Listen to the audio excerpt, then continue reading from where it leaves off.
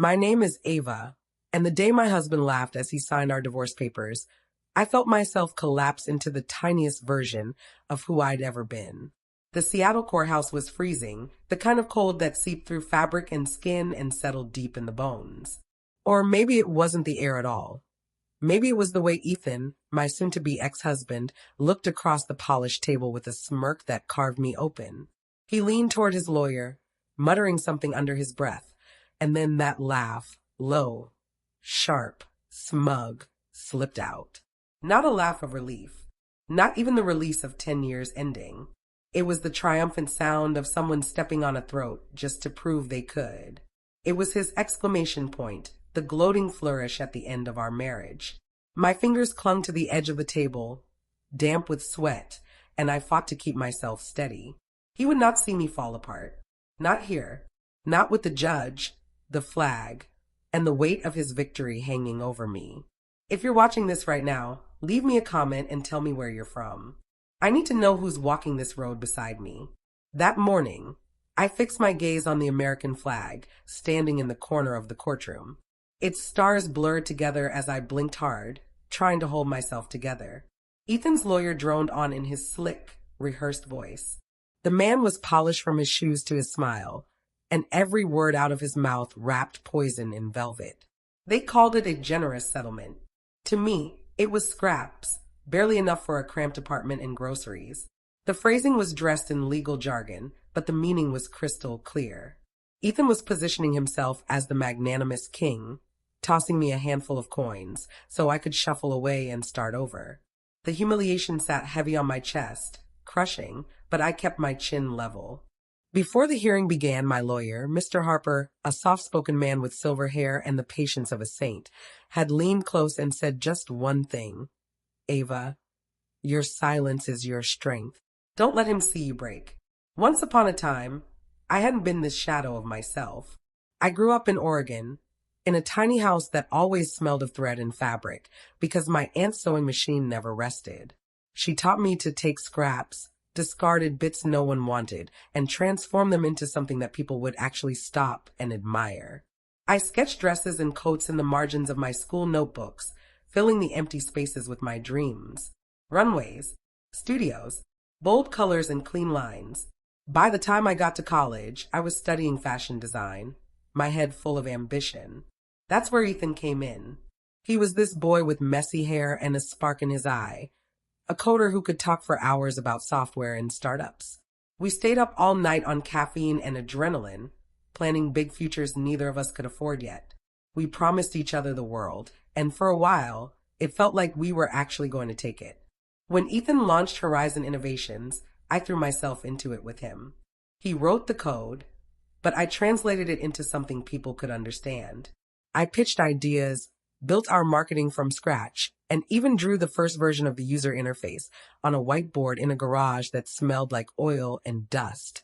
That vision, the one I helped shape, landed us our first major investor. But the brighter Horizon spotlight grew, the smaller I became. Ethan was the founder, the genius, the visionary. I was the helper, the hostess, the charming wife who poured wine while he dazzled investors at dinner parties. My designs, my strategies, my creativity, they went into a drawer, shoved aside like they didn't matter anymore.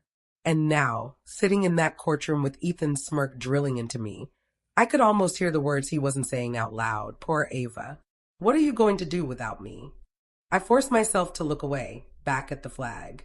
I counted the stripes. Anything to steady the rhythm of my racing heart. I breathed through the hum of the air conditioning, clung to Harper's words like a lifeline. Composure was my weapon. I would not let Ethan win this round by watching me crumble. And then came the moment that changed everything. It was a random Tuesday evening. I'd just come back from the grocery store, juggling bags through the hallway when I passed Ethan's office. The door wasn't fully closed. I froze when I heard his voice. He was on the phone with Marcus, one of our earliest and biggest investors. Marcus asked a question that made me pause mid-step. What role did your wife play in Horizon's growth? My breath hitched. My heart thudded. Finally, I thought. Finally, Ethan would have to say it. Acknowledge the years of sweat I poured into that company, the countless late nights poring over market data, the strategies that turned scribbles into million-dollar deals. But instead, he let out a small laugh, casual and dismissive, as if the question hardly mattered. Ava? Oh, she's wonderful, Ethan said smoothly. My rock. She keeps the home steady, handles the little stuff, so I can stay focused on the bigger picture. She's just around. The paper grocery bag slipped from my arms, thudding against the kitchen floor. A carton of eggs burst open, yolks spreading across the tile. But I barely registered the mess. Just around. The phrase ricocheted through me, hollow and sharp. In his eyes, I wasn't a partner, not even an equal.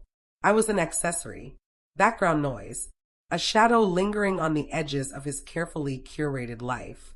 That night, I lay awake, my body still but my mind blazing. His words replayed in my head on an endless loop, each repetition a spark catching on dry kindling I'd buried for years. Unable to take it anymore, I crept into our walk-in closet, phone clutched in my trembling hand. There, surrounded by neatly pressed suits that weren't mine, I dialed the one person who still knew the unedited version of me, Leia. She answered from London, her voice softened by static and the distant hum of city traffic. She had been my best friend in design school, now a textile agent with an eye sharper than any critic's. He called me an accessory, I whispered, barely holding my voice steady. Leia, he said I'm just around. For a moment, only silence stretched across the line. Then, her tone cut through, firm as steel. Ava, are you going to spend the rest of your life fading in the background? Or are you finally going to make him choke on the day he underestimated you? Her words struck like lightning, jolting me upright. I felt something fierce stir inside me, something I thought had long gone dormant. You're the best designer I know, she said, her voice unwavering. It's time you remind everyone, starting with yourself. The next morning, my decision crystallized. I pulled money from my personal savings, my hidden safety net, and rented a cramped, windowless studio in Seattle's Arts District. When Ethan asked where I was going in the evenings, I smiled easily and told him I'd enrolled in a pottery class. That's nice, honey, he murmured, distracted, not even looking up. His indifference became my alibi. That studio, with its cracked concrete floor and humming fluorescent lights, became my sanctuary. I christened my venture AVA Designs. My name, my claim. A whisper to myself, this is mine. For the next 18 months, I lived two lives. By daylight, I played the dutiful wife, managing our home, orchestrating Ethan's schedule, smiling at dinner parties. By night, I slipped away like a phantom, returning to my studio where bolts of fabric and scattered sketches consumed me. Leia became my lifeline. Her late-night video calls, her brutal honesty, her no-nonsense critiques kept me afloat. That jacket's cut is flawless, she'd say, but the fabric? Cheap. Swap it before it ruins the piece. She pushed me to refine, to sharpen, to demand better of myself. There were failures, crushing ones. The Italian supplier who sent me cotton instead of silk. I was $2,000 poorer and bitterly wiser. Weeks lost to tangled website code. Nights I nearly quit before hiring a freelancer who saved the project. And the time an invoice for French linen arrived at the house, I snatched it from the mailbox seconds before Ethan stepped inside, my pulse roaring in my ears. But there were triumphs, too. My first online order came at 3:04 a.m. A woman in Colorado bought one of my dresses. The notification glowed on my phone screen as I sat hunched at my desk, and I wept, not from exhaustion or despair, but from a joy so raw it felt like oxygen rushing into lungs that had been starved for years. Then came the break. A Portland fashion blogger stumbled across my site, styled one of my dresses, and posted about it. Within hours, the photos went viral. Likes, comments, orders, it all surged at once. My tiny website crashed under the weight of sudden attention. I scrambled to recover, terrified and exhilarated. It wasn't just designing anymore. I was running a business, a real one, and for the first time in so long, I felt alive. Those 18 months reshaped me. They were a crucible, burning away doubt and fear until I was remade. Each setback, every victory, every mistake was another brick laid in the foundation of a life I was finally building for myself. My body bore the toll, red eyes from sleepless nights, aching fingers from endless stitching, a bank account that always seemed on the verge of collapse. But my spirit? It was awakening. I learned to argue with suppliers, to reject subpar materials before they drained me, to spot flaws at a glance. I refined designs until they carried the weight of my name with pride. And slowly, piece by piece, I began to stitch together not just dresses, but a future. One that was mine alone. Leia became my lifeline, her voice spilling through static-filled late-night calls from London. Ava, that blouse is beautiful, but the neckline is over-designed. Strip it back, she'd insist, her blunt honesty guiding me when I doubted myself. The close calls nearly broke me. One evening I walked in to find Ethan shuffling through the stack of envelopes on the counter, his hand frozen on a bill from a textile supplier. My chest tightened. "What's this?" he asked, brow knitting. I forced out a laugh, tugging the envelope from his grip before he could study it. "Oh, that? Just art supplies, wrongly sent. Something for my pottery class." He shrugged, uninterested, and tossed the rest of the mail aside. I slipped the envelope into my bag, my palms slick with sweat, every nerve on fire. Another time, disaster almost struck during a Horizon event. While Ethan answered questions from a group of investors, my phone buzzed loudly on the table, an email notification from a customer requesting a custom jacket. Ethan's head tilted at the sound, his eyes narrowing, but I quickly muted the device and leaned forward with a bright, false smile, redirecting his focus with a question about quarterly projections. Inside, my pulse hammered like a warning bell. Still, the victories made the risks worth it. After a lifestyle blogger praised my designs, orders trickled in, then cascaded. A teacher in Maine bought a skirt. A lawyer in Dublin ordered a blazer. Every ping of a sale confirmed that what I was building wasn't a silly little hobby, as Ethan liked to dismiss it, but something real, something mine. I polished my website, hired a part-time assistant, learned to manage inventory spreadsheets at midnight, all while Ethan remained oblivious, too wrapped up in his world of boardrooms and inflated ego to notice. At dinner parties, I would watch him hold court, boasting about tech wins and venture deals, while I poured wine silently, swallowing back the truth about my own triumphs. Later, alone in my studio, pencil scratching against paper, the fire inside me burned hotter with every sketch. Years of being underestimated had finally become fuel. Then came the day that changed everything. A wet Wednesday, the day of our 11th anniversary. I wanted to believe, against reason, that there was still something left to fight for. I bought his favorite croissant from the bakery downtown and went to surprise him at the office. The elevator doors slid open, and I froze. Ethan stood by the reception desk, his hand resting on the small of a young woman's back. She was visibly pregnant. They were laughing, shoulders leaning together in a way that used to be ours. My world went silent. Ethan turned, saw me, and his grin faltered, color draining from his face. The woman frowned, glancing between us. "Ethan, who is this?" she asked softly. I braced for his lie, the excuses I knew so well. But what he said sliced deeper than any denial. "It's fine, babe," he murmured, voice smooth, practiced. "This is Ava, an old acquaintance. Her husband left her not long ago, so I've been helping her. Helping her." In one sentence, he erased me, reduced me to a pathetic story, a charity case, all while his hand stayed protectively on her back. I didn't scream. I didn't weep. A strange calm washed over me, like the silence before thunder splits the sky. I turned on my heel, walked back to the elevator, and told the cab driver to take me to Mr. Harper's office. That was the exact moment I knew there was no going back. The Seattle courtroom weeks later felt suffocating, the air thick with arrogance as Ethan's lawyer finished his polished monologue about what a fair settlement they were proposing. Ethan sat across from me, lips curled into that same smug smirk he'd worn the day he signed our papers. I remained still, hands folded neatly in my lap, a mask of composure I'd perfected over years of pretending. Ethan's smirk stayed fixed, unwavering, until Mr. Harper rose from his seat. "My client accepts the proposed terms," Mr. Harper began, his voice calm but carrying a sharp edge. Then he set a heavy binder down on the table with deliberate force.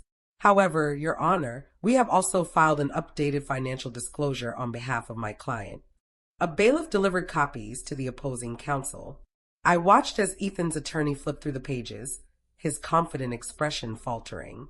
Ethan leaned forward, trying to read over his shoulder, confusion flashing across his face. The cracks in his armor were finally beginning to show. And I sat there, perfectly still, knowing the storm had only just begun. The lawyer snapped open the thick binder, its pages gleaming under the sterile courtroom lights. For a moment, the voices around me blurred into nothing. My mind drifted back to the sleepless nights in my cramped studio apartment. The hum of the sewing machine at 2 a.m., the tears I blinked away when fabrics wouldn't drape the way I imagined, the crushing weight of doubt whispering that my dream was too fragile to survive. Now all of that, the fear, the grit, the small victories, was bound inside those pages.